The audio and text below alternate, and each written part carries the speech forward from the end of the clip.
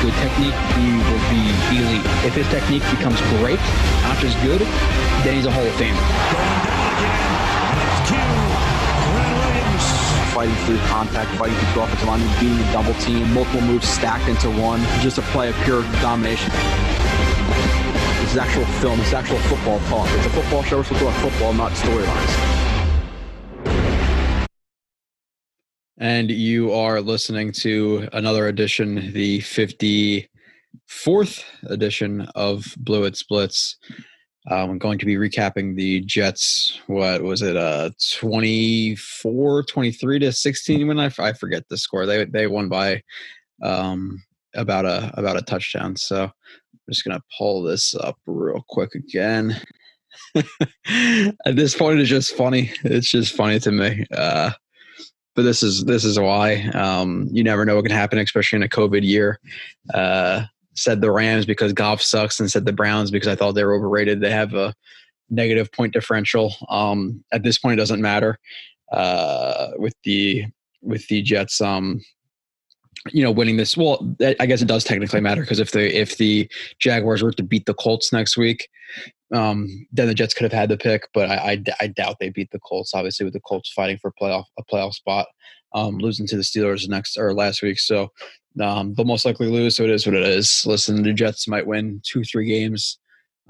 They should have beat the Broncos. They should have beat the Pats the first time. The Chargers. They should have at least won another 2 games with a competent head coach. So it is what it is. Obviously, you want Lawrence, but at this point, we have to move on.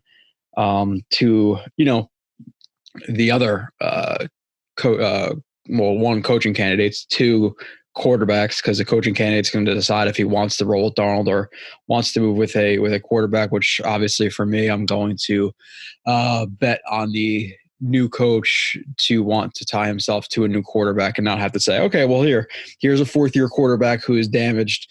Give him a $25 million 5th-year option extension, whatever. In July, I believe it's in July, and see if we can make that work. I just don't see that happening. 1, because he's damaged. You have to pay him soon. 2, 3, if the Jets are better next year, which you're not expecting them to be at the number 2 pick, the number 3 pick, you don't know who's going to emerge as a quarterback. You have two guys in Fields and Wilson at the number 2 pick who are worth it. To some people. Obviously, I've been looking into it a little bit as well, and we'll do that more in the off season. But you don't want to just assume, okay, well we'll pick at 15th, and if Darnold's not the answer, then we'll just trade multiple 1st-round picks to get back up to where we were last year. You should have just took a quarterback last year. And a lot of people will say, oh well, the team's not ready for a quarterback. I don't necessarily agree with that. I don't think it's as bad as some of those Geno Smith Jets or the 2012 whatever Mark Sanchez Jets. I don't think it's like that. I especially if you add a couple of guys this year, considering the cap space that they have. If you add a Tooney or a Sheriff, you add another receiver, in free agency, you add an edge rusher. You have you still have the 2nd 1st-round pick. You have a 2nd. You have 2 thirds. Like they can add plenty of talent. I think is it a Super Bowl roster? No, but if you have Becton, Fant, Tooney. And even let's say Greg Van Roten and McGovern, like that's not ideal. Like maybe they get a guy Trey Smith or something like that in the beginning of the 2nd round. You don't know, but even if that's the line, and then you add a receiver and you bring back Perriman, it's Perriman, Crowder, Mims, and another guy, whether it be draft or free agency, like a mid-tier guy. Like it's not a bad offense. It's not ideal, but it's definitely not. That could be a middle-tier offense with a good coach. I'm pretty confident in that. So. I think quarterback's definitely the answer. I don't want to have to give up assets to get back up there, and I think Darnold has shown enough this year to prove that he's not going to be the guy here, and there is a possibility that he could be the guy somewhere else. I think as an average type guy in these last couple of weeks, he hasn't thrown picks, but he's been like this week, 16 for 32, 2 touchdowns, a lot of short dink and dunk stuff. The 2 touchdowns, say what you want about them, that they were, one was a completely blown coverage and one was a good design on a rub route. So they weren't overly impressive to me, and I'm fair either way with plays that are impressive or not impressive. I don't try to sugarcoat things either way. So wasn't overly impressed with him this game. And again, I don't think there's been one game where it's been like, oh my God, this game is really good. He's had an average game or two, with last week, this week, probably the 49ers games, the only games were like near average. But other than that, there was really not enough this year. And a lot of people will say, oh, well, it's the targets, it's the offensive line, it's Gase, which has some contributing factors to Darnold, especially in the first 2 years. But this year, the offensive line is better. The weapons are a little bit better. And again, there are times where on film, he's missing these open guys. He's looking at them, afraid to pull the trigger, not smooth stepping in the pocket, bad mechanics, gun shy, or sometimes tries to risk it and throws into double coverage.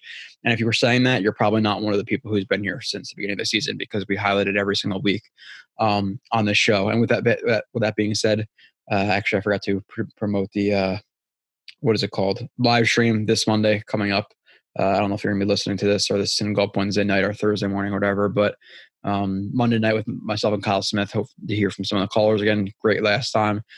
Talk end of the season. I think by Monday night, Gase will be fired. We'll talk some coaching candidates. We'll talk some of those things, which when they do hire a coach, you will get a deep dive into their offense, their defense, whoever the D coordinator is, et cetera. So, which by the way, let's see if we can see this. Yeah, this is so like I said, this is 2019 and 2020 Fields.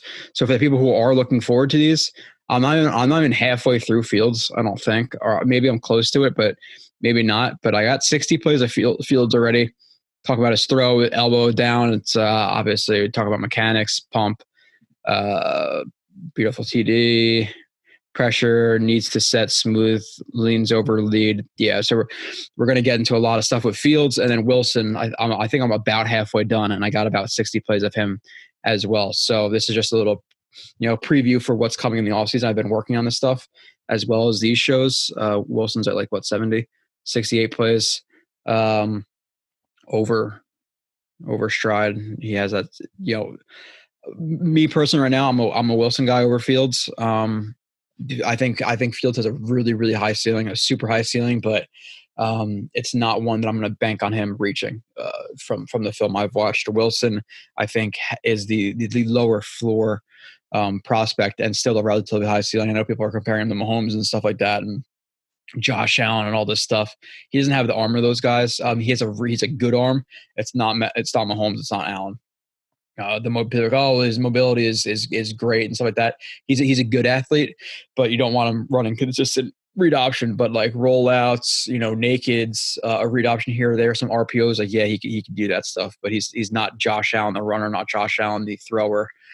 He's not Mahomes the thrower. He's not the magician like Mahomes is, even though he does throw from some different arm angles and things like that. But in terms of like Allen, like he's making a lot more tighter window throws than Allen did in college, and anticipation throws and the arm angles and the arm slots and the way he gets vertical off of his lead foot or his right foot when he's rolling out. And there's a lot of mechanical things I like. There's some mechanical things I don't like with Wilson as well that he needs to fix. He needs to be a little bit more not gun shy, but when the pocket is breaking around him, he can't just decide to throw it up into double coverage and expect the receiver to make the play, because that will not work in the NFL like it works at BYU. Fields, there's a ton of issues, but some of the arm strength, the mobility, there's a lot there in terms of the physical makeup. I've heard some people say, oh, he has a great touch on the ball and he has good accuracy. I don't agree with that. I see some lack of accuracy. I see some lack of touch, knowing how much heat to put on the ball, throwing over intermediate. There are some issues there too. So we're going to get into a lot of that stuff that will come later in the offseason. That'll most likely be after I do the coach. That'll be after I do the defensive coordinator, the offensive coordinator. If it's a defensive head coach, if it's Wink Martindale they hire, let's just say, which has been floating around, I'll do his defense. I'll break down the Ravens defense. Then whoever the OC is, I'll break down their offense. Obviously, Gase is going to get fired. It came out yesterday. It's been circulating around the Jets camp that he's going to get fired. Gase was asked about it today, and he said that this first he's heard about it. I don't think Gase is being asked about it, but yeah, I heard I was getting fired. Like, that's just not what happens. So don't be overly concerned. They've known he's been getting fired for a while. I think the Jets did screw it up in certain aspects. Like, if you're going to fire him, why even give him the Browns game? In terms of, if he loses the Browns game, we're going to fire him. Why not just fire him after the Browns game? Like, that game really mattered if he won, to keep him for another week. Like, get a head start on your coaching search. But regardless, let's get into some of the film. 42 plays, 1 game left. Again, don't forget about the live stream. The Jets are, again, locked at the number 2 pick, so we could root for them to win this week if you want to. If not, then who cares? I know some people are afraid to root for the win because they're afraid that Gase might come back if that's the case. But don't worry, there's no way he's coming back. So let's get into the film. By the way, you could say goodbye to the facial hair next time you see me. December's ending. Can't grow anymore at work. They will not allow it. They will not stand for it. Let's see. So I'm going to set my windows and let's get into it. 2 more games of this. I'm so ready for the offseason, so ready to review free agents, so ready to review quarterbacks, you guys. I'm sure seeing that Wilson and Field stuff in my queue is more exciting than watching Week 17 second win against the Browns. But I try to keep it to the point where we're doing more of a heavy focus on the young guys, the guys who may be here in the future. When I look at these plays, I'm not going to do heavy, whoever's old on this team. Actually, there's a lot of young guys on this team relatively. So that is, I guess, pretty important. But like Henry Anderson, I'm not going to do a ton of plays on Henry Anderson. Like, who cares at this point? But because the Jets won, which the score was 27 to 16, or 23 to 16. Yeah, that's what it was. I had to check. I completely forget if it was 24 or 23. Start from the studs. Sorry, I'm not used to saying that. Jets win 2 in a row, maybe make it 3. I'm rooting for the Jets this Sunday personally because I want to see the Bill Belichick led Patriots have their first double-digit loss season since 2000, I believe. I believe it was 2001. I'm pretty sure it was 2000. So that I'll be rooting for that. I always like to see the Patriots lose, and it doesn't matter if we win at this point. And say what you want, it doesn't matter a ton, but you like to see the guys who are going to be here, a little bit more happy. Doesn't matter a ton. No, not really, but it is nice to be able to root for the team a little bit. The number 3 stud of the game, I did the slot receivers. I did a position group. Crowder, 7 receptions, 92 yards, 1 touchdown, 40 yards passing, whatever it was for a touchdown, which, by the way, if I started Crowder in my fantasy league, I would have won the championship. A.J. Brown projected 16 points, got me 8. Ayuk projected 15, got me 6. Hawkinson projected 12, got me 6. It sucked. I needed to start Crowder over DJ Moore or something like that. Moore or Ayuk, and brutal. I hope you guys did well in your fantasy playoffs if you were in a position to win the league, or at least win some money back. Barrios, 3 receptions, 60 yards, 1 touchdown. I only got 3 plays of them. Again, gonna keep it pretty short. It's the end of the season. I don't want to do a 4-hour show for you guys. Maybe next season when Zach Wilson led Jets, I'll be doing 60, 70, 80 plays. Barrios, 17 yards, Becton Herndon.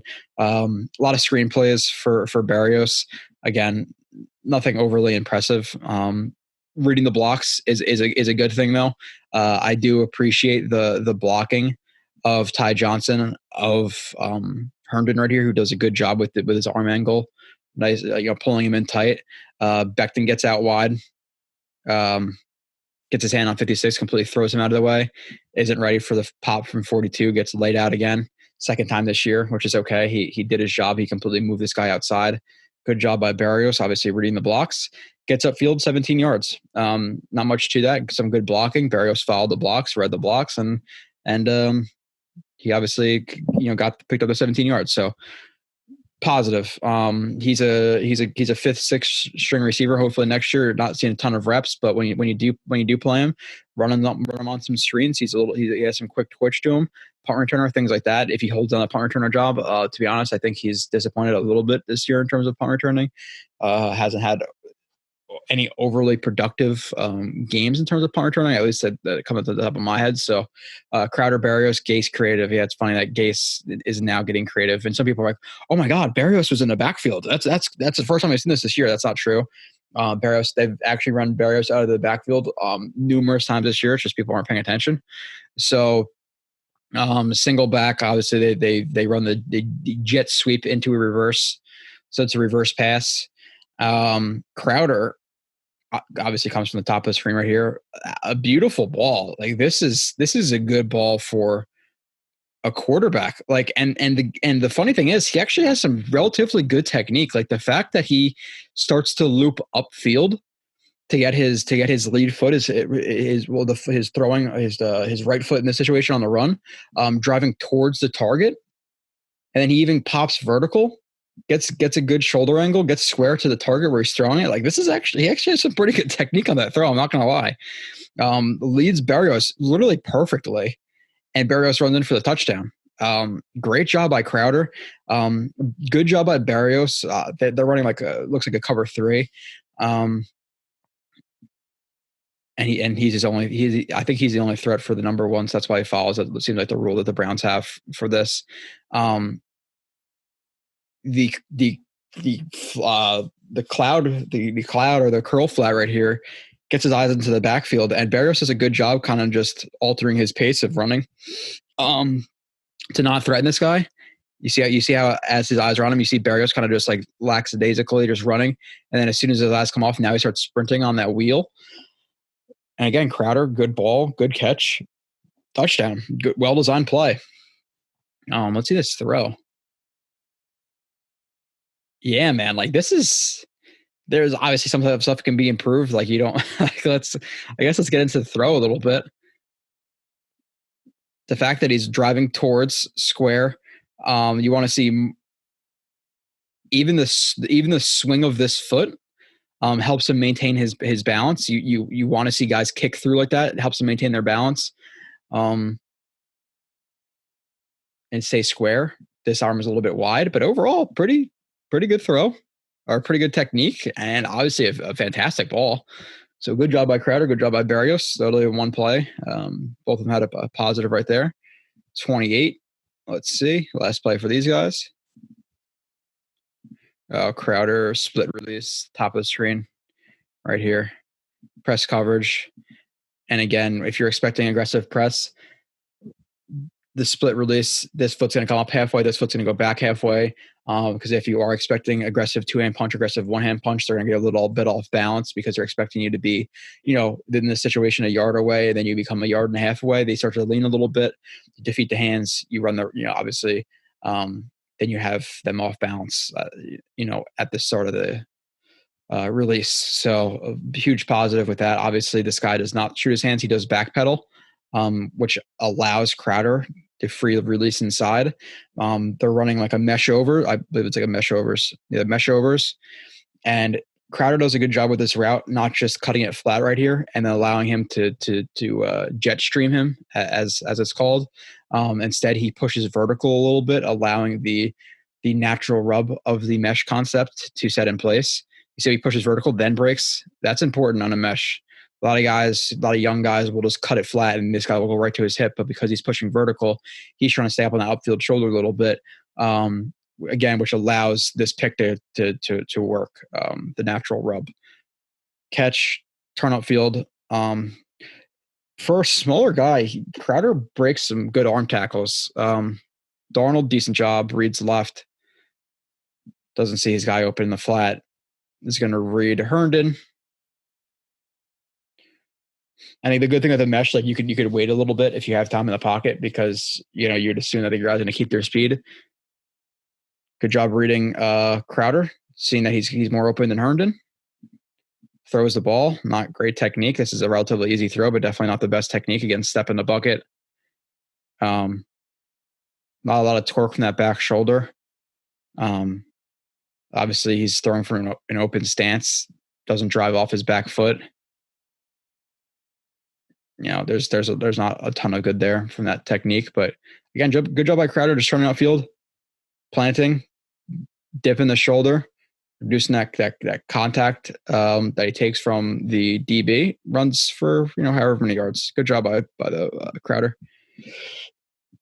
Definitely pushing the route. Good job with the release as well. The number 2, actually, these guys probably should have been 2. I want to move them to 2. Number 3 stud of the game because the slot receiver should be number 2. I put the young DBs in here. I thought they did a pretty good job overall from this game, at least these couple guys that I put. Arthur Mollett, I could have put another play of him in here, but I did not. But overall, as a safety, like he played some corner, he could play some slot, he could play some safety. This is a guy right now. And again, this is right now. If you maybe choose next year, is Mollett or Austin on the team? It depends on Mollett's age.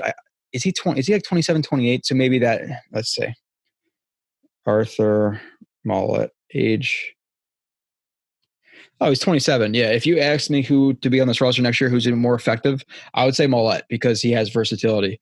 Austin is hyped up as a good tackler. He's not. He might make a good hit or two, but overall, he definitely misses tackles as well. So is a big hitter, but a guy who misses a good tackler, I don't think so. Maybe he's an impactful tackler when he tackles, but that's not a good tackler. So let's see here.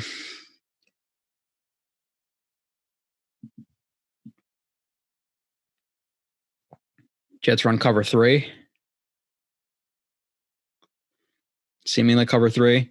Austin matches the 1 after, usually you're going to match the 1 after for the zone match principles. If they go anywhere 10 to 12 yards past, you're pretty much locked up with them unless you have some type of switch or Zorro call, whatever it may be. Good job by Mollett just staying over the route concept. They run this like wolf concept, hawk concept, whatever you want to call it.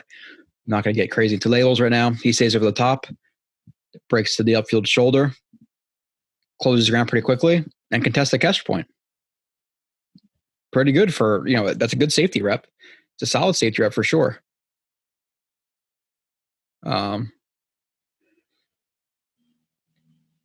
Clean pocket. Not going to go over his throw mechanics. That's definitely something I'm going to do more. It's something I realized I haven't done with Donald a lot. I went a lot over lead step, back foot, hallway, that stuff. But for the other quarterbacks, I am going to get more into overstriding and arm angles and square to the target, throwing on the run, off platform, not off platform. With the other quarterbacks, I'm definitely getting more into that for when I review them. But good job playing the ball. Contest point, gets the pass breakup. Or even if he did drop it, he contested the ball well. He forced the breakup. So good job, Bob Mollett right there. Definitely liked his game, this game. And overall, again, he's been playing pretty decently. So 13-33. Hall, this is not the best play from Hall, I guess. Bottom of the screen, he's most likely going to be a cloud. No, bottom's right here. Yeah, it's little things that I want to see right here.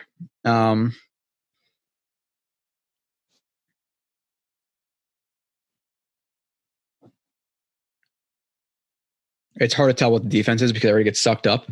The thing I could tell you is if he is in a shallow zone, which it looks like he is. If he was not, well, maybe. Who the hell is that on the top of the screen right here? Maybe it's a cover 3, but they have him like an invert cover 3 or something where they have him in the cloud or cover 3 cloud. I don't know, but he looks to be in a cloud. They curl the flat. Once he realizes that this is a play action, what I would like to see him do is flip his hips and find a threat instead of kind of starting to cover grass right here, just gaining depth without knowing who's behind him. So you see, more experienced corners definitely, even if they do get sucked up right here, just find the threat, get under the threat, force them to go in a different direction. You don't want to just, get sucked up and now you're at the line of scrimmage with no awareness of what's behind you. So I do want to see him flip his eyes right there and obviously get his eyes onto that receiver, tight end, whoever it might have been. So overall, the not having receivers definitely did hurt the Browns this game, but again, it is what it is. That's why it's any week, especially COVID year. You have no idea.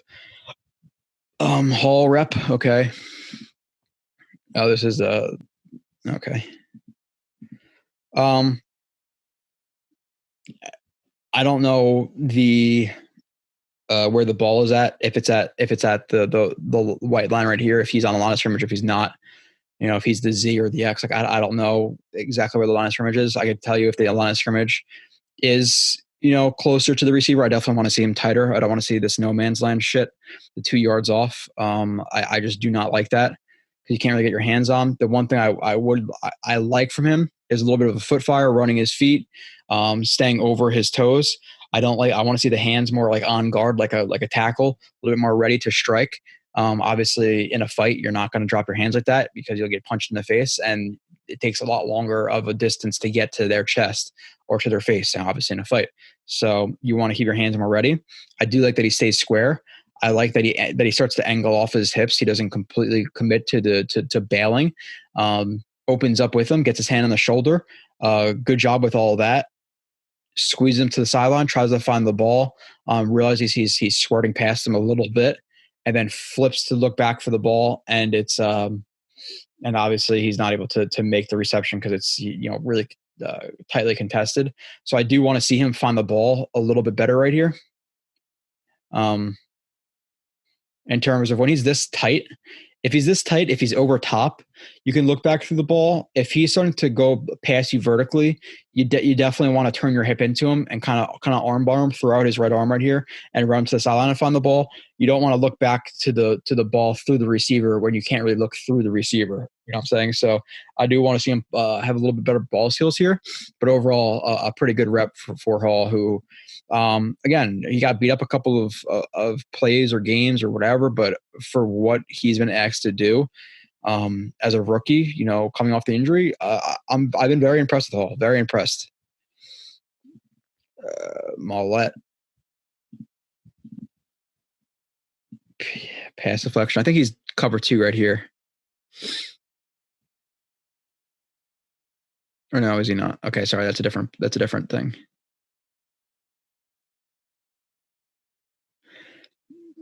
So they run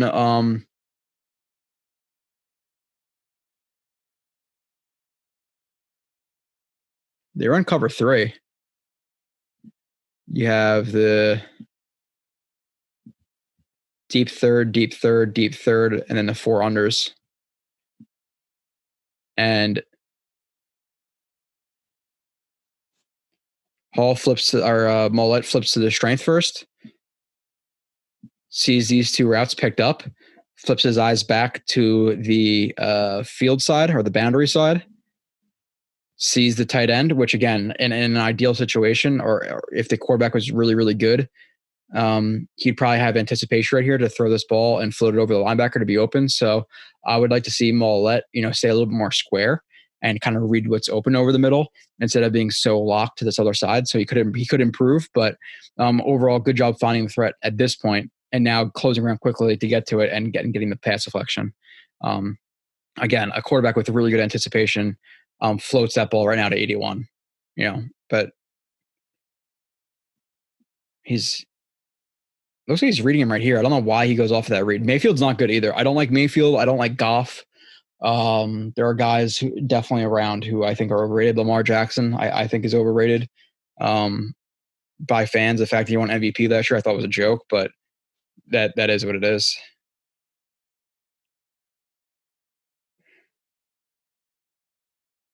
Good pass deflection. Oh, bash and pressure too. I put that in here. Left edge. The left tackle, I'm not going to lie. Some of the pressures that they got, the left tackle is just not good. Like here, he doesn't really do too much. Angles inside, outside. The right tackle tries to throw his right hand, which is not going to be powerful at all. That's a terrible punch. Terrible job opening the hips. And Basham is able to just defeat some of the poorly attempted punch at the end right there while he's already bending the arc. Good bend, good explosion. Obviously gets the pressure. Good throw by Mayfield for the most part.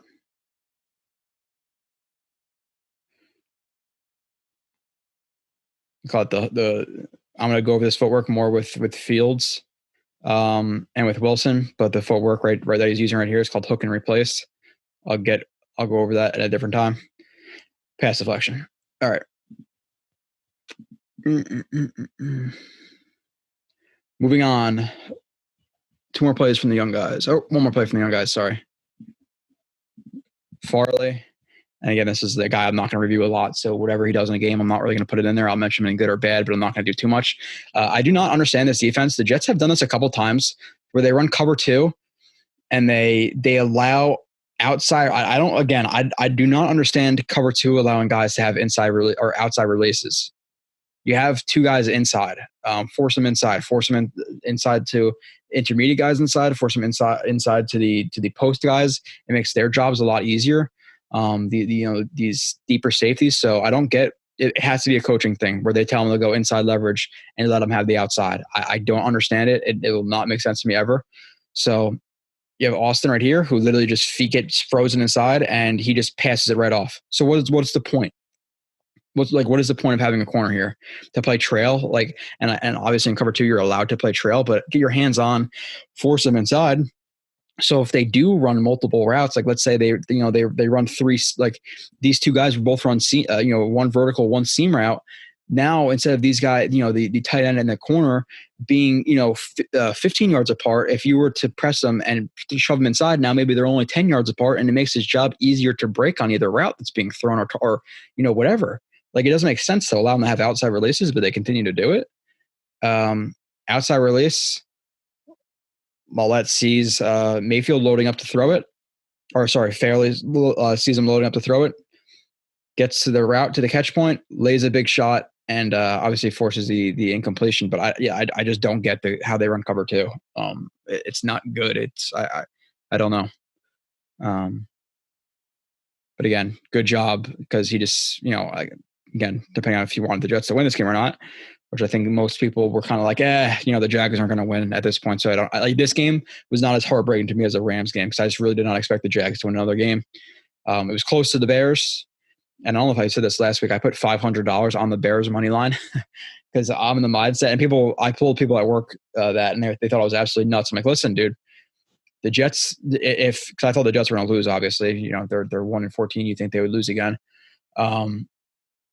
Right when they played this game. Oh, no, sorry, 1-13. The Bears win, 500 on money line. It wins me like $200 or whatever it was, 180. If the Jaguars win, we're back in front place for Trevor Lawrence, and I couldn't give a shit about the $500. Like that was my mindset. So at least the Jags lost, but I got some money. If the Jets lost again, I would have put up probably almost 1,000 on the Colts this week. That's not the case. So I was getting nervous when the Jags were about to win and the Jets were up. I was like, dude, if the Jets win and the Jags win and I lose money, like that is the worst case scenario possible. Good hit by Farley right there, or Farley. Defensive front gets my number 1 stud of the game. Luvu, 1 sack. I'm going to bring up like a play or 2 of each of these guys. Luvu, since. To watch the rest of this video, the full video, click on the link in the description and become a subscriber for free today.